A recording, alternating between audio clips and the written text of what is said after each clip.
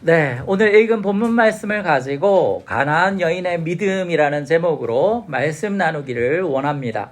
이 여인이 가진 믿음이 어떠한 믿음이었길래 예수님께서 이 여인의 믿음을 칭찬하셨는지 살펴보고 우리도 예수님께 인정받는 믿음으로 자라가기를 소망합니다.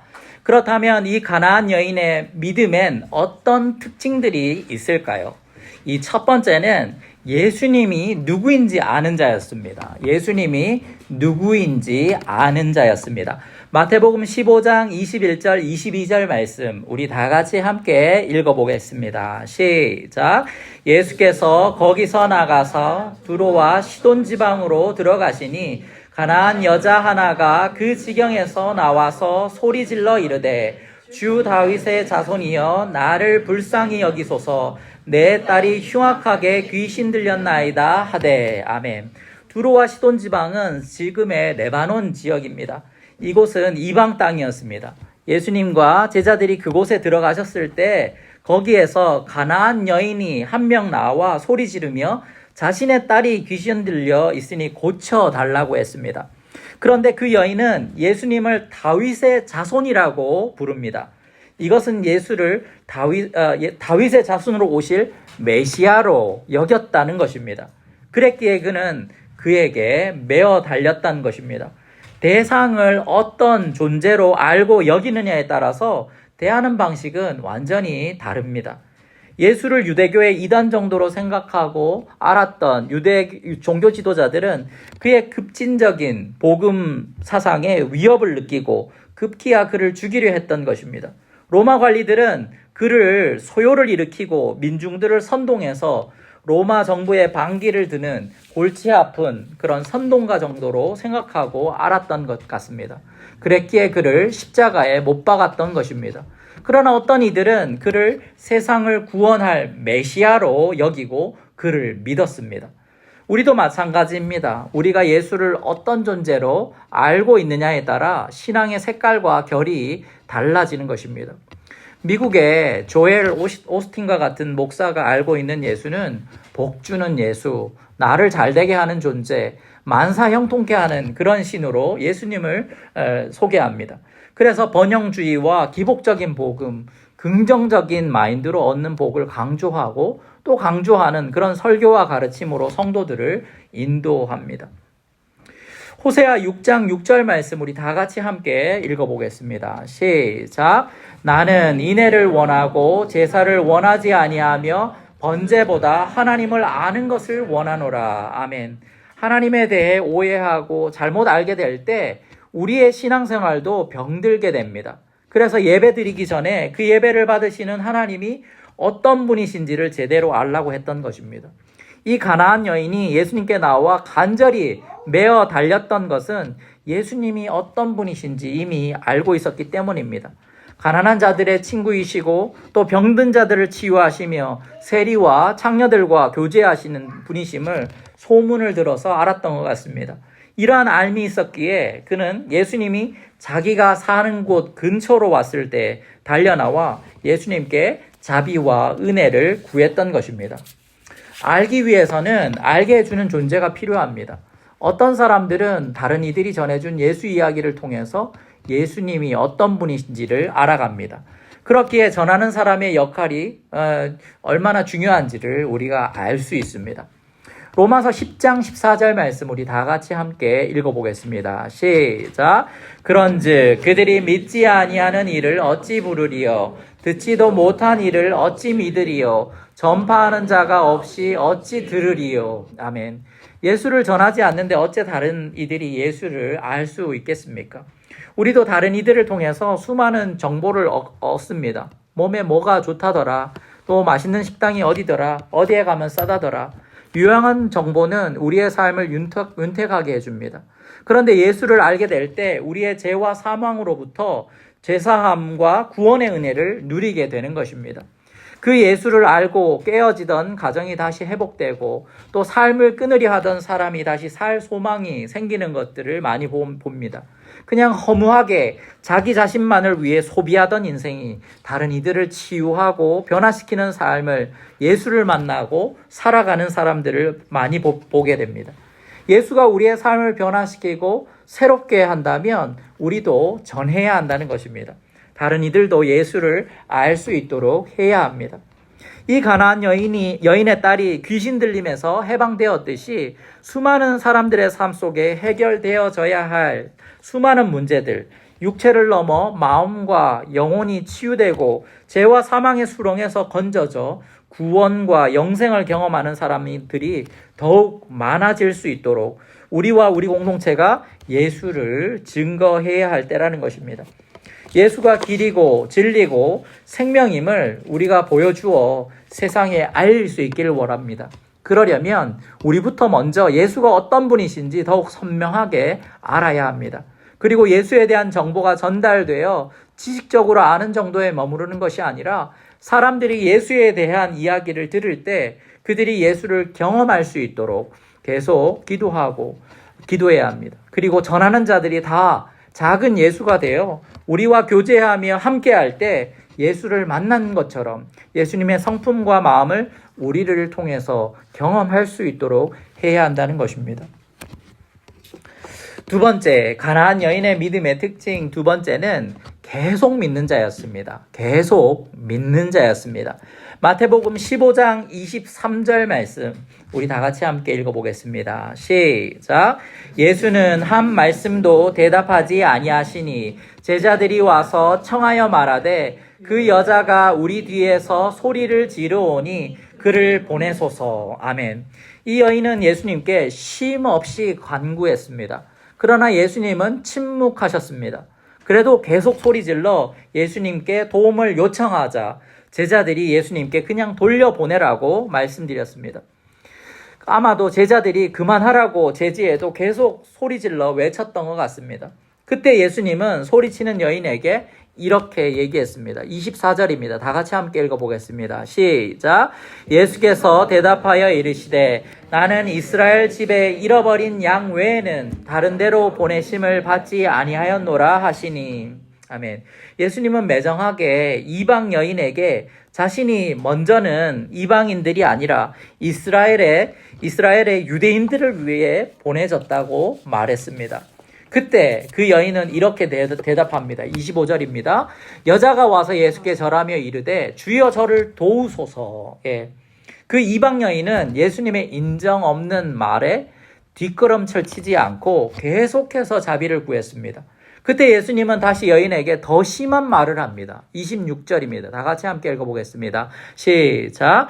대답하여 이르시되 자녀의 떡을 취하여 개들에게 던짐이 마땅하지 아니하니라. 아멘.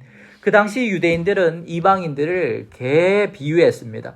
자녀들에게 줄 떡을 개들에게 던져주는 것이 옳지 않다고 했습니다. 이 말을 듣고 기분 안 상할 사람이 없을 것입니다. 이 사람이 정말 소문에 듣던 예수가 맞는지 의심이 들었을 수도 있었을 것입니다. 그러나 이 여인은 예수님의 말에 무너지지 않고 감정적으로 대응하지 않고 또다시 자비를 구합니다. 27절 말씀 우리 다 같이 함께 읽어보겠습니다. 시작. 여자가 이르되 주여 올소이다마는 개들도 제 주인의 상에서 떨어지는 부스러기를 먹나이다 하니. 아멘.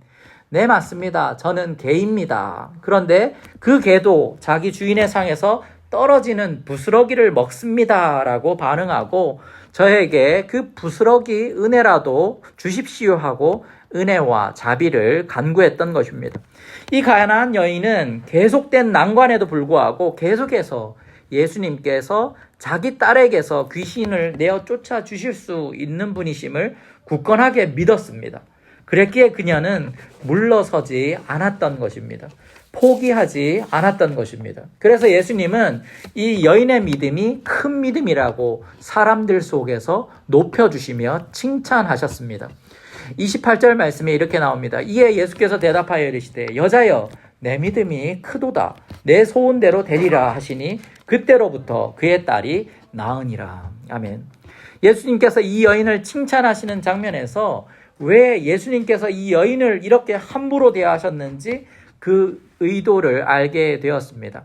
예수님께서 이 여인이 이방인이었기 때문에 외면하신 것이 아니라 그를 개에게 비유하신 것이 아니라 그의 믿음을 테스트하신 것이었습니다. 예수님이 그녀의 안에 잠재된 믿음을 보시고 그녀를 한계 상황까지 계속 몰아붙이십니다. 그러면서 그의 반응을 그의 제자들에게 시청각 교육시키신 것입니다. 큰 믿음이란 무엇인지 주변에 있던 사람들에게 보여주시기 원하셨던 것입니다. 동시에 그 여인에게도 믿음을 인정받는 경험을 해보게 하신 것입니다. 그래서 앞으로도 예수님이 인정한 그 믿음으로 인생을 살아가기를 원하셨던 것입니다. 예수님의 인정이 그녀에게 엄청난 영적 자신감과 성공감을 갖게 해 주었을 것입니다. 이러한 영적 성공이 다음 장애물을 뛰어넘는 재료로 사용될 것입니다. 예수님께서 두로와 시돈 지역에 왜 가셨을까요? 그의 말대로 이방인들이 개라면 왜 굳이 가셔서 사람들을 만나셨을까요? 그들이 개 같은 존재라는 것을 일깨워 주시기 위해 거기에 가신 것이 아니라 그들에게도 구원의 길을 열어주시기 위함이었습니다. 그들도 하나님의 귀한 자녀임을 알려주시기 위해서 가셨던 것입니다. 우리도 이 예수님을 계속해서 믿어야 합니다. 그때 계속되는 시험에도 시험 들지 않고 신실하게 예수님의 뜻을 따라 살 수 있는 것입니다. 끝내 그 시험을 이기며 큰 믿음으로 자라갈 수 있게 되는 것입니다. 복음서에 보면 큰 믿음을 가졌다고 칭찬 들은 사람들이 2명 있습니다. 바로 이 가나안 여인이 한 사람이었고 한 명은 자기 하인을 고치기 위해 예수님을 찾았던 백부장이었습니다. 아이러니하게도 2명 다 이방인들이었습니다. 우리가 읽은 마태복음 15장 1절에 보시면 이런 말씀이 나옵니다. 그때 바리새인과 서기관들이 예루살렘으로부터 예수께 나와 이르되, 신앙의 중심지라고 여겨졌던 예루살렘으로부터 바리새인과 서기관들이 왔습니다. 종교 엘리트들, 성전이 있는 예루살렘으로부터 온 정통 유대인들이 예수님께 믿음 없음이 드러나는 이야기가 나옵니다. 이방 여인은 큰 믿음이라고 칭찬을 듣는데 믿음이 좋다고 자부했던 예루살렘으로부터 온 종교 지도자들은 병든 믿음이라고 평가되어졌던 것입니다. 예수님은 가나안 여인의 출신 배경에 전혀 관심이 없습니다. 다만 그의 믿음이 삶 속에서 구체적으로 어떻게 표현되어지고 드러나는지에 대해 주목하셨습니다. 그래서 계속 시험하며 언제까지 계속 예수 그리스도 자신을 믿는지 알아보신 것입니다. 한 번, 2번 믿을 수 있지만 계속 믿는 것은 어렵습니다. 한 번, 2번 믿어줄 수 있습니다. 그러나 계속된 시험 속에 임계점에 다다르게 되면 사람들은 의심하며 불신으로 나아갑니다. 결국 믿음으로 살지 않고 자기 힘을 더 의지하며 삽니다. 예수님보다 더 큰 존재를 찾는 것입니다. 어떠한 상황 속에서도 예수님을 계속 믿을 수 있겠습니까? 계속 감사할 수 있겠습니까? 계속 헌신할 수 있겠습니까? 계속 나를 부인하며 신실하게 예수를 따를 수 있겠습니까? 이 가나안 여인의 삶을 통해 예수님께서 우리에게 던지시는 질문입니다. 세 번째, 이 가나안 여인의 믿음의 특징 세 번째는 마음이 가난한 자였습니다. 마음이 가난한 자였습니다. 마태복음 15장 27절 말씀 우리 다 같이 함께 읽어보겠습니다. 시작. 여자가 이르되 주여 올소이다마는 개들도 제 주인의 상에서 떨어지는 부스러기를 먹나이다 하니 아멘. 이 여인은 심령이 가난한 자였습니다. 예수님께 부스러기 은혜라도 떨어뜨려 달라고 간구했습니다. 부스러기면 충분하다고 생각했습니다. 예수님의 은혜가 크기 때문에 너무 그 은혜가 강해서 그 은혜에 닿기만 해도 내 삶이 변하고 회복될 것이라는 믿음이 있었던 것입니다. 이러한 태도로 사는 자가 바로 심령이 가난한 자입니다. 이러한 자는 마태복음 5장에 나온 팔복 중에 심령이 가난한 자는 복이 있나니 천국이 저희 것이미요 라는 말씀을 자신의 축복으로 누리는 자였습니다. 하나님 나라, 하나님의 통치하시는 나라를 지금 이 자리에서 바로 이 순간 누리는 자인 것입니다. 하나님의 은혜를 늘 갈급해야 하는 인생이기에 늘 하나님의 은혜를 간구할 수밖에 없습니다. 늘 하나님을 가까이 할 수밖에 없습니다. 그분의 말씀을 즐거워합니다. 이런 사람은 일상 속에서 하나님의 통치를 경험하고 하나님 나라를 맛볼 수밖에 없습니다. 우리는 이 마음의 가난함이 없을 때가 참 많습니다. 그래서 하나님의 은혜가 아쉽지 않습니다. 그러니 필요치 않는 것입니다. 그러니까 간구하지 않는 것입니다. 내가 정말 갈급해하는 것이 무엇인지 살펴보면 내가 무엇에 가난한지 알게 됩니다. 어떤 사람들은 그것이 풍성한데 계속 갈급해합니다. 가난한 사람처럼 그것을 추구합니다. 어떤 사람들은 명품 백에 허기진 사람들이 있습니다. 그래서 늘 새로운 신상 제품이 나오면 그것을 보고 은혜를 받고 꼭 사야 합니다. 거기에다가 돈을 써야 되고 집에 백으로 가득 차 있는데 그것을 또 사야 됩니다. 왜냐하면 거기에 허기져 있기 때문입니다. 어떤 사람들은 마약과 같은 것에 허기져 있습니다. 그것을 해도 또 허기집니다. 그래서 돈만 생기면 자기가 비록 아무것도 가진 것이 없어도 거기에다가 자신의 삶 전부를 투자하고 그것을 삽니다. 왜냐하면 그것에 허기져 있기 때문입니다. 어떤 사람들은 말씀에 허기진 사람들이 있습니다. 그래서 주야로 그 말씀을 묵상하고 또 묵상합니다. 그 말씀을 실천해 보려고 몸부림칩니다. 다윗의 고백처럼 송이꿀보다도 더 달게 여깁니다. 지금 우리는 인터넷만 열면 말씀이 쏟아지는 그런 세상에 삽니다. 그래서 사람들이 말씀에 대해서 아쉬워하지 않습니다. 귀하게 여기지도 않습니다. 그런데 어떤 지역은 말씀을 들으려고 정말 몇 시간을 와서 그 말씀을 들으려고 애쓰는 사람들이 있습니다. 밖에 나가면 40도 이렇게 올라가는데도 몇 시간씩 걸어서 예배당에 가서 예배를 드리는 사람들이 있습니다. 이 말씀과 이 예배를 내가 먹지 않으면 내가 죽을 것 같은 마음으로 간절하게 갈망하는 것입니다. 말씀에 허기져 있고 하나님의 은혜에 허기져 있기 때문입니다. 심령이 가난한 자의 모습인 것입니다. 그래서 하나님은 우리가 실제로 가난한 자리로 내려가도록 허락하실 때가 있습니다. 백부장도 가난한 여인도 자기가 사랑하는 자가 중병에 걸렸습니다. 그때 그들의 마음은 더욱더 가난해졌습니다. 내가 할 수 있는 일이 아무것도 없음을 알게 된 것입니다. 그때 나는 아무 힘이 없다고, 아무것도 가진 게 없다고, 내가 할 수 있는 게 아무것도 없다고 외칠 수밖에 없는 것입니다. 그러면서 우리의 결핍을 채우실 수 있는 주님께 나아가게 되는 것입니다. 그러나 모든 사람들이 위기에 처했다고 심령이 가난해지는 것은 아닙니다. 출애굽기에 보시면 이집트의 바로 왕이 10가지 재앙을 경험했음에도 그의 마음이 여전히 강팍한 것을 보게 됩니다.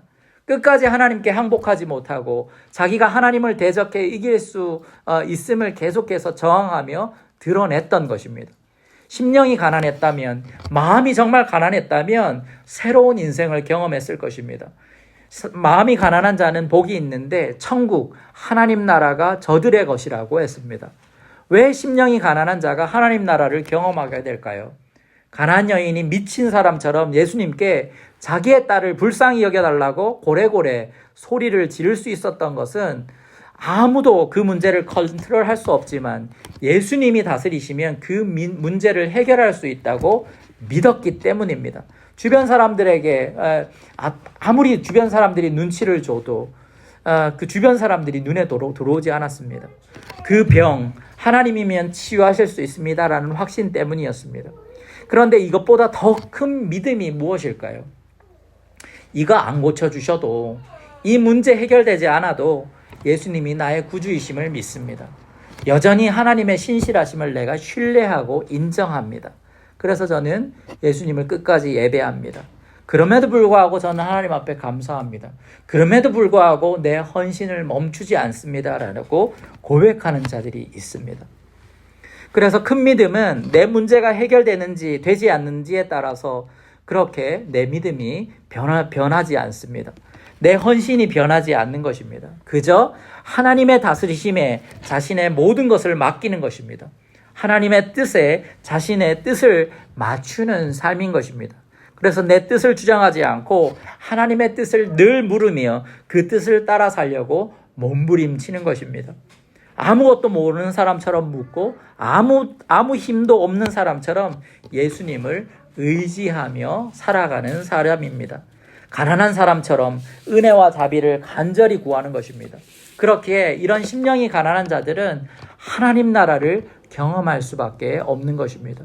천국이 이들의 것이 되는 것입니다. 우리가 거리에 나가보면 동전이라도 달라고 애처롭게 간구하는 그런 노숙인들이 있습니다. 그 사람들이 늘 구하는 것은 동전 달라고 그렇게 구합니다. 부스러기 은혜라도 달라고 간절히 그렇게 간구하는 것입니다. 왜냐하면 가난하기 때문입니다. 우리의 심령이 가난해지기를 원합니다. 우리의 마음이 가난해지기를 원합니다. 우리의 마음이 가난해질 때 우리의 마음 가운데 회복될 수 있는 것은 간절함입니다. 우리가 하나님을 더욱더 간절히 찾고 하나님의 은혜를 간절히 간구하는 그런 우리들이 됐으면 좋겠습니다. 그 은혜가 없으면 죽을 것처럼 간절히 구하는 우리들이 되기를 원합니다. 하나님이 없으면 당장이라도 죽을 것처럼, 아이가 엄마 손 놓으면 죽을 것처럼, 우는 것처럼, 그래서 간절히 찾는 것처럼 우리도 하나님과 떨어지지 않으려 몸부림치는 그 간절함으로 살아가기를 원합니다. 하나님의 은혜가 배고프니까 그 은혜를 달라고 계속 부르짖고 간절히 찾는 우리들이 되기를 원합니다. 이것이 바로 순수한 믿음입니다. 다른 거 다 있어도 하나님 없이는 못 사는 사람이 믿음 있는 사람인 것입니다. 가나안 여인은 예수가 누구인지 아는 자였습니다. 그리고 계속된 시험에도 계속 믿는 자였습니다. 그리고 심령이 가난한 자였습니다. 하나님에 대해, 그분의 은혜에 대해 늘 배고픈 자였습니다. 우리도 이 가나안 여인의 큰 믿음을 본받아서 우리도 우리에게 주어진 시간을 힘있는 믿음으로 살아가기를 주님의 이름으로 축원합니다.